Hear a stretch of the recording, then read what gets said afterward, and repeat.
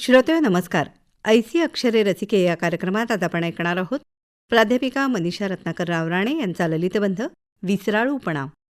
ही गोष्ट आहे मागच्या जमान्यातली. अहो, मागच्या जमान्यातली म्हणजे जेव्हा घरोघरी आपले टेलिफोन असायचे, मोबाईल तर नुकतंच जन्मलेलं बाळ होतं. त्यापूर्वीच्या फोनवर कॉलर आय डीची सोय होती.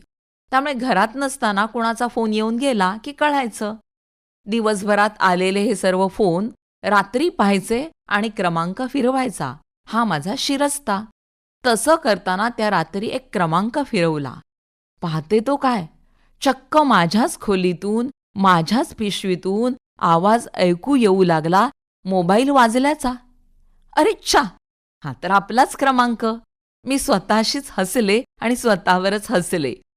माझ्या डोक्यात लख्खन प्रकाश पडला.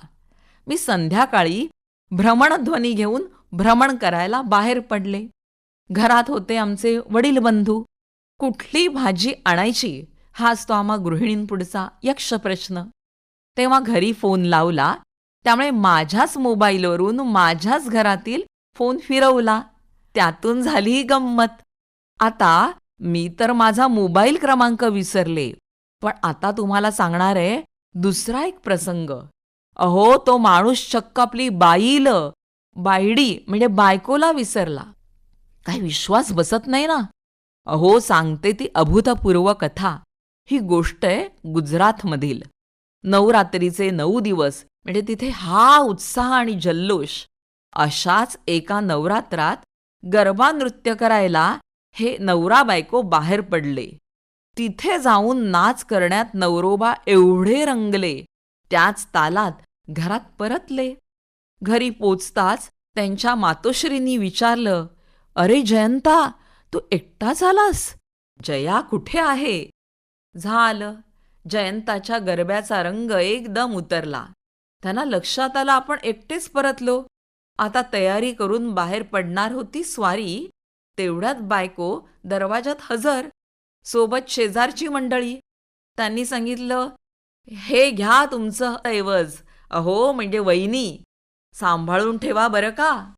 यानंतर कित्येक रात्री बाहेर गरबा गुंजत असायचा आणि नवरोबा घरात उठाबशा काढत असायचा बायको पुढे. अहो, असा हा विसरभोळेपणा दुर्गुण वाटतो खरा, पण काहींसाठी तर तो तारक ठरतो.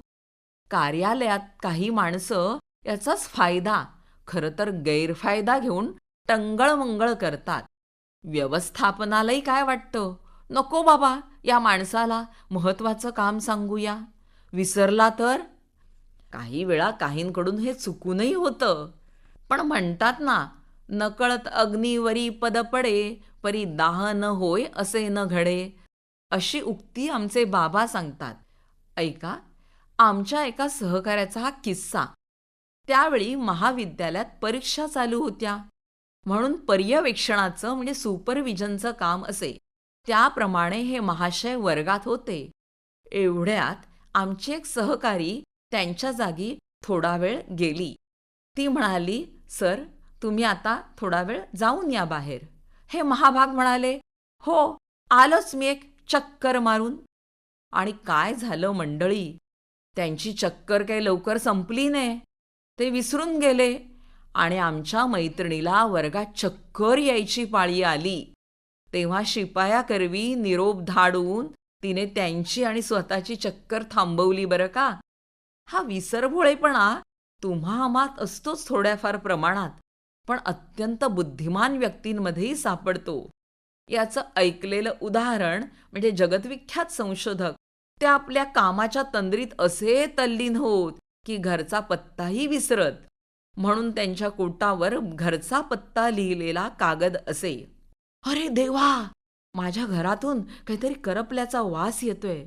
हा लेख लिहिण्याच्या नादात आणि बोलण्याच्या नादात विसरलेच की मी शेगडीवर दूध तापत ठेवलंय. तेव्हा चला मंडळी, पळते आता मी." विसराळूपणा. प्राध्यापिका मनीषा रत्नाकर रावराणे यांचा ललितबंध आत्ताच आपण ऐकलात ऐसी अक्षरे रसिके या कार्यक्रमात. निर्मितीचा आहे रत्ना मगरे आणि सादरकर्त्या नेहा खरे. पुन्हा भेटूया उद्याच्या भागात. नमस्कार.